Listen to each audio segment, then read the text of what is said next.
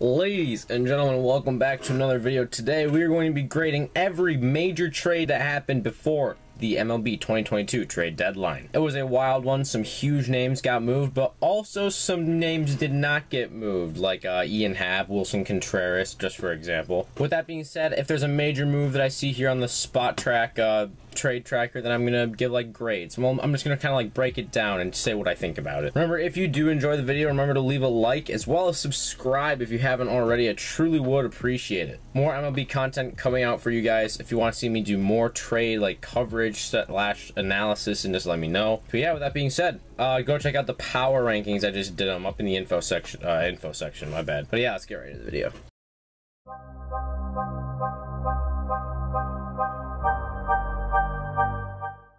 Alright boys, we gotta go all the way back to July 22nd and talk about the first trade, which is gonna go along with the second trade I'll talk about in a bit. The Mets had the lone trade that day. They traded for Daniel Vogelbach, and they traded away Colin Holderman, a pitcher. Vogelbach, a guy who just mashes right-handed pitching, to be real. Hits absolute nukes. I think he's like at an OPS in the 9s versus right-handed pitching this year. They give up Holderman, who's not really that much of a piece really in their farm system. So overall, the Mets made a pretty solid trade here. I give them a B. Good bench piece.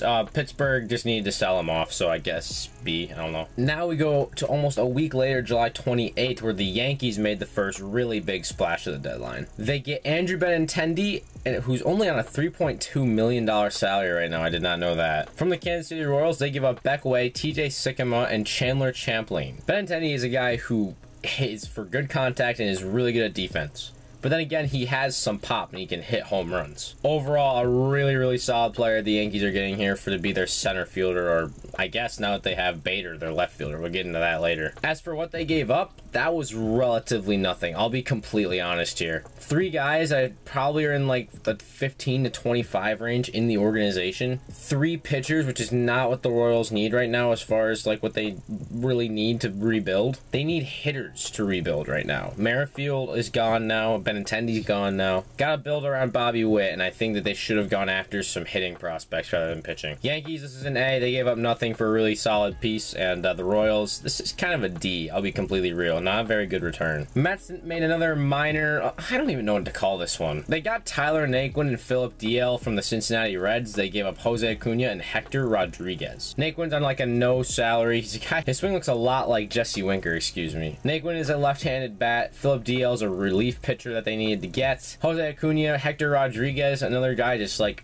I don't know, not really that high up in the A-ball here right now. Cincinnati's rebuilding. It's kind of what they needed to do. So overall, Mets get a C. They're just adding another bench piece pretty much. Reds, probably a C. Now, this was really where it started to get going. Luis Castillo got traded to the Seattle Mariners. They gave up Noelvi Marte, Levi Stout, Edwin Arroyo, and Andrew Moore. This was a hefty price to get Luis Castillo. Noelvi Marte, the #1 prospect in the Seattle organization, and it was really looking like he and Julio Rodriguez were really the future of this team. But now he's gone. Edwin Arroyo is another guy. He was their #2 prospect in the organization. He's now gone. And they gave up 2 pitching prospects in Stout and Moore. Overall, they gave up a ton for Luis Castillo, who right now I think has like a ERA in the 3s. Very good pitcher right now. Is going to help them in their playoff run 100%. I think they gave up a little bit too much in my personal opinion though. Overall, the Mariners are going to get a B because they went out and they got the guy that they needed to help with this rotation, with Robbie Ray, with Chris Flexen, with Logan Gilbert, I think is the other one. So overall, they get a B. The Reds, this is an A+++. I mean, whatever you could do. 2 bona fide middle infielder prospects right now. Because you have Jonathan India, I don't know how old Jonathan India is, but if he's still really young and he's like fits within the window before you have to trade him away, then honestly, you could flip one of these two. Noelvi Marte, well, probably Arroyo. Marte's like a bona fide guy. 2 pitching prospects, and the Reds are actually developed pitchers pretty well. They've done it in the past. So overall, Cincinnati, a very good move. I guess we'll do this one. The Rays got David Peralta, and they just they only gave up Christian Cerda. Rays, they need another bat. They're plagued by injuries right now. This one they're gonna get a B, I guess. Didn't really give up much. It was just like a 1-player swap. Peralta's been a solid player this year for them. for the Diamondbacks, excuse me. Dodgers went out, they got Chris Martin from the Cubs for Zach McKinstry. Dodgers just kind of fortifying the back end of the bullpen right now, I guess. Overall, pretty solid. I'm probably not going to grade all these trades. The Yankees went out, got Scott Efros from the Cubs for Hayden Wisniewski. Yankees gave up like a solid prospect, but Scott Efros is a guy who's really going to help him, and he's under control for like the next 8 years or something like that. Literally like the rest of his career. Okay, here's one where at first I was watching a podcast live. This one confused me, I'll be completely honest. Milwaukee gives up Josh Hayder to the San Diego Padres. In return, they get Taylor Rogers, who's not doing well in the majors this year. Robert Gasser, who's a solid prospect. Esteury Ruiz, who another guy who he's in low A ball right now. And Danielson Lamet, who is having an awful year in the majors right now. Now here's the thing, if there's anybody who's going to be able to fix Taylor Rogers and Danielson Lamet, it's going to be the Brewers because they're just a pitching factory. Hayder is one of, if not the best closer in baseball right now. But with that being said, this trade was very smart of the Brewers. Like, I'll tell you why. Brewers have no farm system, okay? They really have an awful farm system. Josh Hader's a guy who's making $4 million this year. They don't want to have to pay him after this year because he's going to demand a lot. So giving him up and getting this nice of a haul, if they can fix Rogers and or Lamet, this is going to be really nice. And then they get Gasser and Ruiz, who can help start to refortify this farm system. And then next year, if they want their window to be next year, because they did not make a lot of trades, then what they have to do is they use these prospects that they're building up, and then they use them next year to go catch a World Series. That's my thought here. This was more of like a retooling type of move. Yes, you're giving up Hayder, but you have a guy on the back end. I can't think of his name right now. I completely apologize. There's a guy who is in the back end of their bullpen who's like completely fine holding it down rather than Hayder. Hayder casually has got like 30 some saves or something like that. But yeah, overall, I think for the Brewers, they're gonna get a B+. Padres, they get an A. They go out, they get a guy to be the back end of their bullpen. The Yankees go out, they make another huge splash. They get Frankie Montas and Lou Trevino from the Athletics. They give up JP Sears, Ken Waldichuk, Luis Medina, and Cooper Bowman. Montas is obviously the big piece here. He's a bona fide ace, and he's going to be there with Cole in this rotation. They give up Waldichuk, who is in their top 5 in their organization, and the Yankees have a very strong farm system. I think Waldichuk was in the top 75, if I'm not mistaken. Very good pitching prospect. Sears, another guy, very good pitching prospect. Luis Medina, another guy who can be up there. And Cooper Bowman, who's starting to be on the rise now. Overall, Yankees, this is an A. They go out, they get their guy. It's a heavy price, but you have to do that to get a guy like Montes, who I think they have next year as well. And Trevino, who's been like a solid back end of the bullpen kind of guy. Oakland, they also get an A because they get a decent haul back. So they do all these things, you know, and they're gonna be rebuilding now. Never know what Billy Bean's gonna be doing. He's always rebuilding over there. The only three-way trade of the weekend here came on August 1st. Baltimore made a mistake and traded away Trey Mancini. Shouldn't have done it. To the Astros. So the Astros got Trey Mancini and Jaden Murray. Baltimore received Seth Johnson and Chase McDermott. Seth Johnson is the big prospect in this trade. And Tampa Bay got Jose Siri from the Astros. Let's go for grades through all of these. Baltimore, this is a C. Trey Mancini is a guy you should have kept in the first place, but you go out and you decide to trade him regardless. And you get like not that much back. I know he's not like an elite guy, but you don't get that much back for a guy who is very valuable to you. Overall, not great. Houston, this is gonna be, they kind of fleeced them. This is an A-. Gurriel has not been good this year. They're gonna go fix this problem here that they have at first base. Get Jaden Murray as a pitching prospect. Jose Siri to the Rays as well. Rays probably get a, I don't know, a B. Something who can play for them, defensive first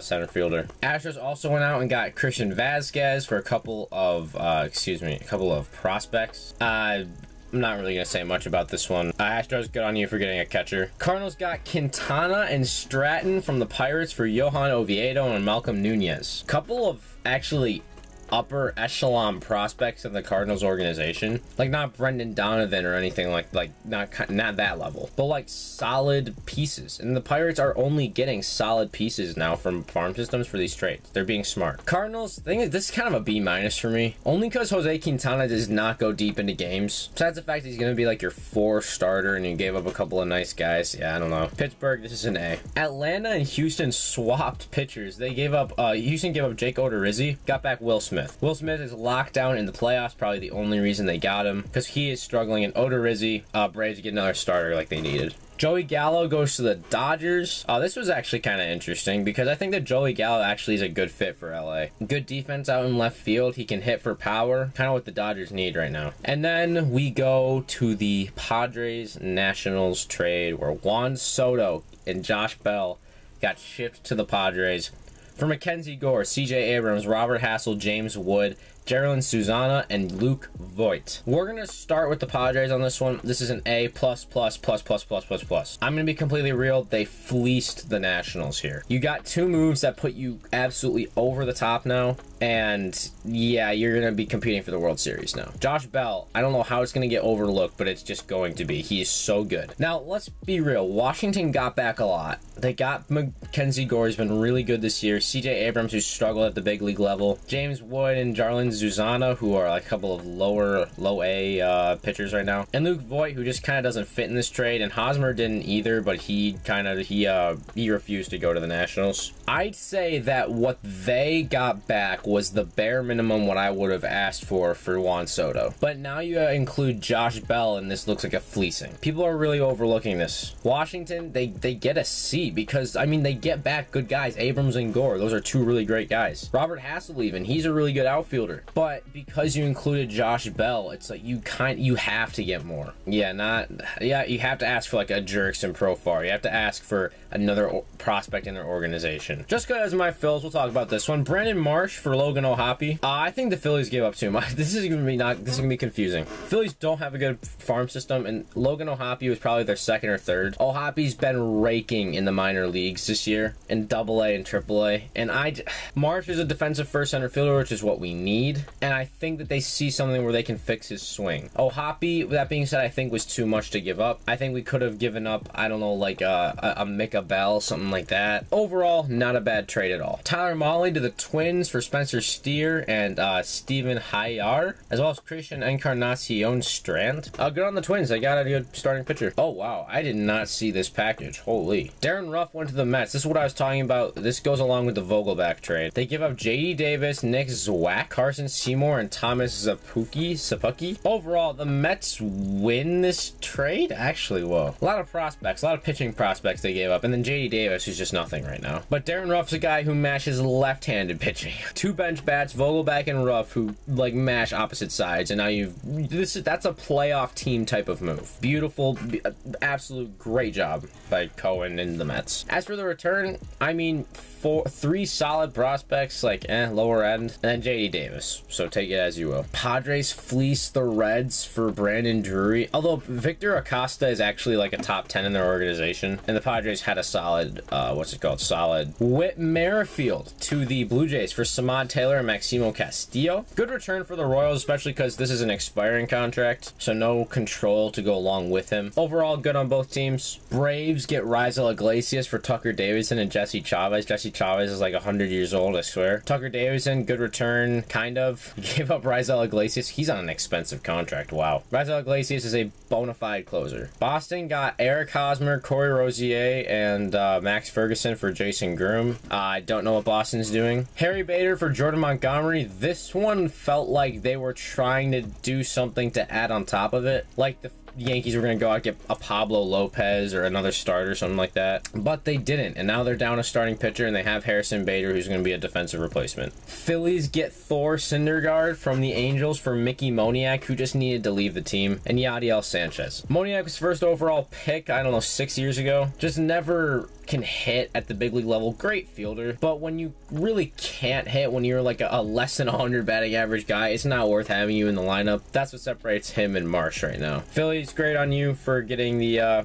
starter that you need. And that looks like that's about it. Wild trade deadline, a lot of good moves happened, a lot of Overall, I think that the teams that really won were definitely the Braves. Twins had a very good deadline. Blue Jays had a solid deadline. Yankees did until the end. Padres, obviously, So I cannot wait to see Juan Soto play in a Padres uniform. I'll be completely honest. I cannot wait. With that being said, let me know what you think of my thoughts on these trades. Yeah, think of my thoughts in the comments below. Subscribe if you haven't already. Leave a like on the video. I truly would appreciate it. Just a little fun thing I just opened up a box of cards. I just got this really super short print Mookie Betts, numbered to 30. Yeah, with that being said, I'll see you guys on the next one. Peace out. Have a blessed one.